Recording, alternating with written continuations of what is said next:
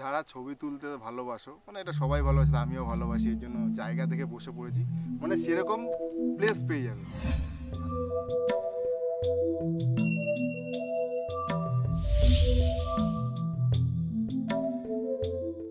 কিন্তু যারা প্রাকৃতিক পরিবেশকে উপভোগ করতে জানো, মানে আমার চোখ দেখে আমি নিজেকে সামলাতে পারছি না, তোমাদের একটা ছোট্ট ভিউ দিয়ে দিই।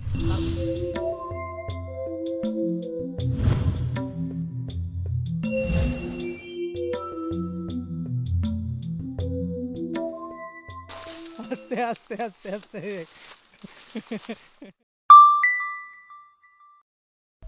নমস্কার দর্শক বন্ধুরা, টেলস অ্যান্ড ট্রাভেলস ইউটিউব চ্যানেলে আপনাদের সবাইকে স্বাগত। আমি সৌরভ, সাথে আছে হ্যালো ফ্রেন্ডস, আমি বিবেক। হাই ফ্রেন্ডস, সাথে আমিও আছি তন্ময়। যত দিন যাচ্ছে বিষণ্ণতা ও হতাশা পৃথিবীকে যেন গ্রাস করছে। তাই এই হতাশাগ্রস্ত জীবন থেকে এবং হতাশাগ্রস্ত পরিবেশ থেকে নিজেকে মুক্ত করতে এবং বিশুদ্ধ প্রাণবায়ুর খোঁজে, টাটকা বিশুদ্ধ প্রাণবায়ুর খোঁজে আমরা আজকে একটি রোমাঞ্চকর অভিযান নিয়ে আপনাদের সামনে হাজির হয়েছি। জায়গাটি আর কোথাও নয়, আমাদের ঘরের কাছেই বা আপনাদেরও ঘরের কাছেই রানাঘাটের শঙ্করপুর ফরেস্ট। 90 বিঘা জমির ওপরে অসাধারণ দৃশ্য, অসাধারণ প্রাকৃতিক পরিবেশ। এক কথায় বলতে গেলে বন্ধুরা, যারা অফবিট জায়গা খুঁজছো তাদের জন্য এটা খুবই আদর্শ। একদিনে তোমরা এসে সন্ধ্যায় বাড়ি ফিরে যেতে পারবে, আর এইখানে এসে পুরো মুড ফ্রেশ করে আসতে পারবে। মানে এতটাই সুন্দর জায়গা, দারুণ জায়গা। তাহলে বন্ধুরা, দেরি না করে শুরু করা যাক। বন্ধুরা, তোমরা যারা এখানে আসতে চাও তাদেরকে বলে রাখি কিভাবে আসবে। রানাঘাট স্টেশনে পৌঁছতে হবে তোমাদের সবার প্রথমে। রুটটা হচ্ছে রানাঘাট থেকে নেমে ম্যাজিক ধরতে হবে, ম্যাজিক স্ট্যান্ড থেকে ম্যাজিক ধরে ধানতলার ম্যাজিক ধরতে হবে, যেটা তন্ময় বললো সব ম্যাজিকই ধানতলায় যায়। ধানতলা একটা বাস স্ট্যান্ড, একটা মোড় আছে, সেই মোড়ে কিছু কিছু ম্যাজিক নামায়। আর তোমরা যদি ডিরেক্ট বলো যে আমরা ডাইরেক্ট শঙ্করপুর ফরেস্টে যাব, তাহলে হ্যাঁ ওই ম্যাজিকই ডাইরেক্ট ফরেস্টের একদম সামনে গেটে, মানে ফরেস্টটা তোমাদের বলে দিই। আমরা এখন হাঁটতে হাঁটতে বেশ কিছুটা হাঁটা, সুন্দর ওই সামনে দেখা যাচ্ছে, যেটা আমি দেখানোর চেষ্টা করছি। ওই সামনে অনেকটা দূর, প্রায় এখান থেকে মিনিট 10 হাঁটা পথ, ডাইরেক্ট আমরা গিয়ে পৌঁছাবো সেই ফরেস্টের ভেতরে। ফরেস্টটা উত্তেজনা কাজ করছে। বেশ, হ্যাঁ বেশ ভালো লাগছে, অনেকদিন পরে বাড়ির থেকে বেরিয়েছি। বেশ, বিবেকও আছে, বিবেক ওখানে কিছু ছবি টবি তোলার জন্য ব্যস্ত আছে। হ্যালো ফ্রেন্ডস,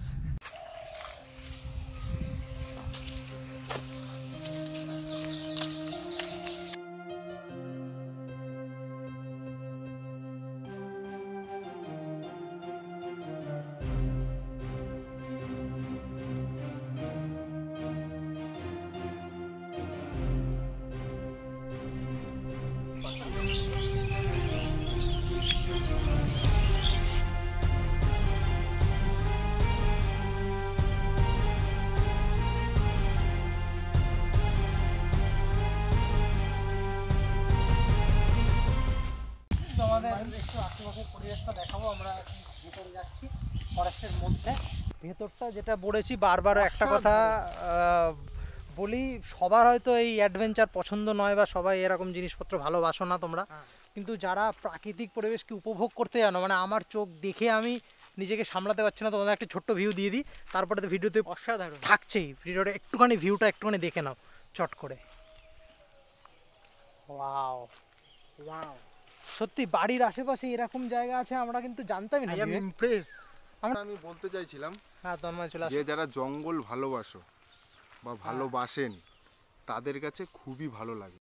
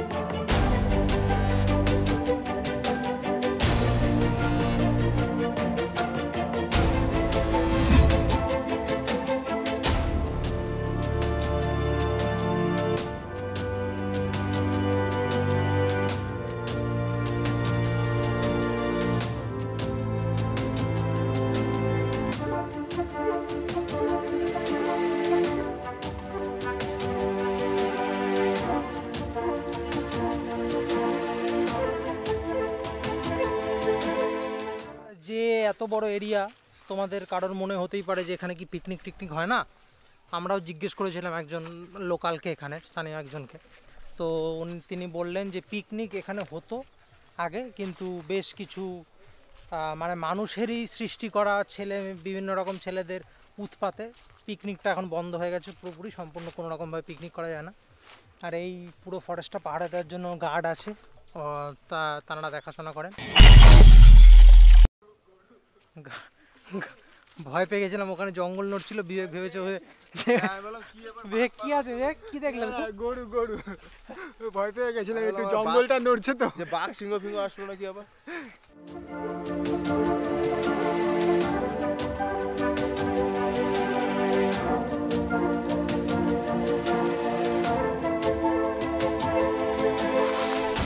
আস্তে আস্তে আস্তে আস্তে।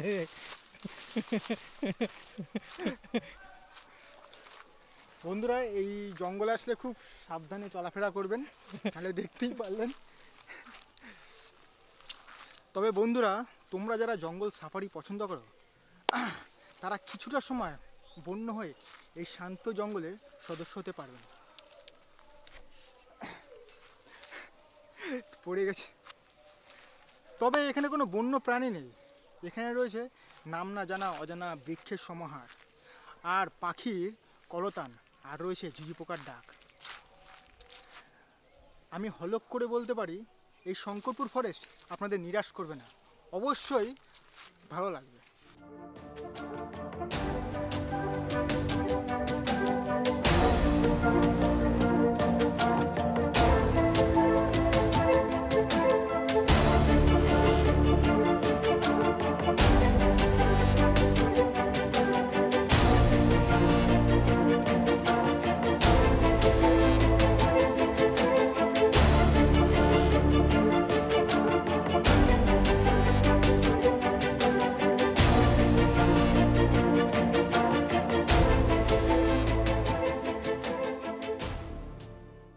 একদম সুন্দর ক্যাপচার, মানে পোজ দিয়ে যে যার মতো ইচ্ছে করে। দারুণ জায়গা, দারুণ।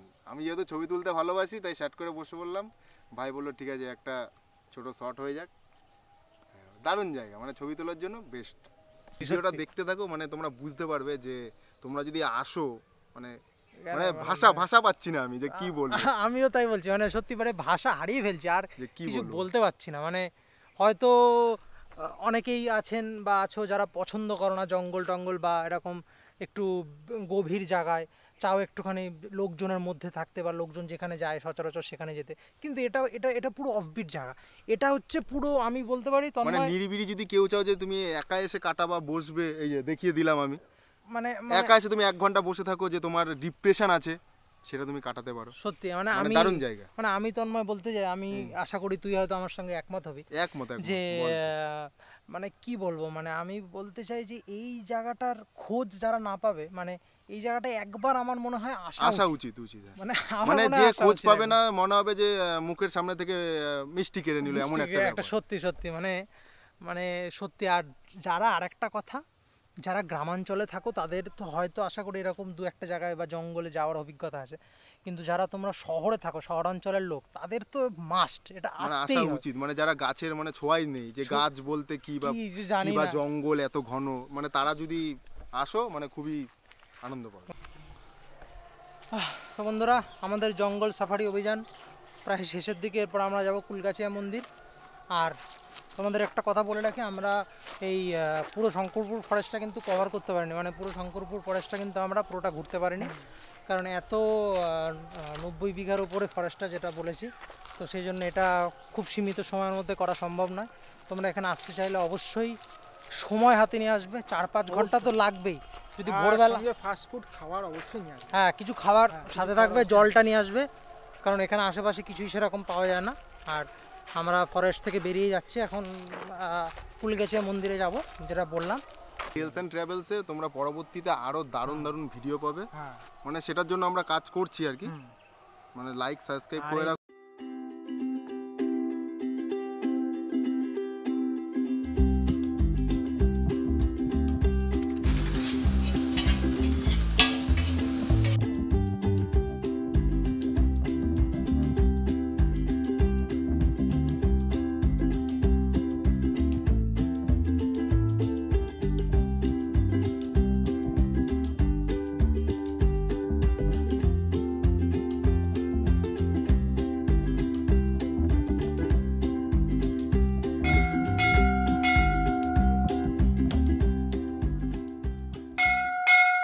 বন্ধুরা আমরা এখন শঙ্করপুর ফরেস্ট থেকে কুলগাছি শিব মন্দিরে পৌঁছে গিয়েছি।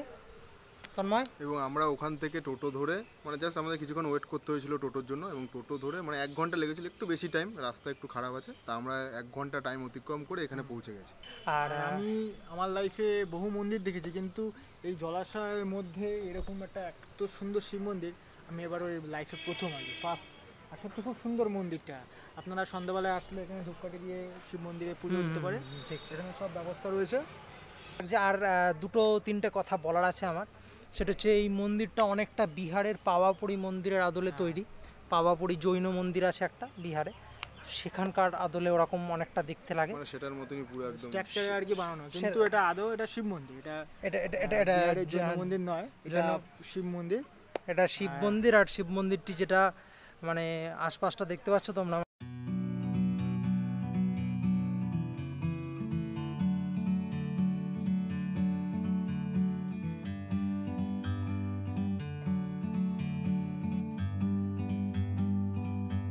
like a bird on a tree. I'm just sitting here. I got time. It's clear to see from up here. The world seems small. We can sit together. It's so beautiful, you and me. তো যেরকম promise করেছিল তন্ময় বা আমরাও যে সকালে বেরিয়ে বিকালে ফিরতে পারবেন, তো সেটাই ডান হলো। আমরা একদম প্রমিস রেখেছি। সন্ধ্যাবেলার মধ্যে তোমাদের সবাইকেও বাড়ি পৌঁছে দিয়েছি, আমরাও বাড়ি আমরা পৌঁছেছি। বাড়ি পৌঁছাবো। চলো তাহলে খুব তাড়াতাড়ি নতুন ভিডিও নিয়ে দেখা হচ্ছে। আবার আর ভিডিওটি লাইক করতে বলো বিবেক।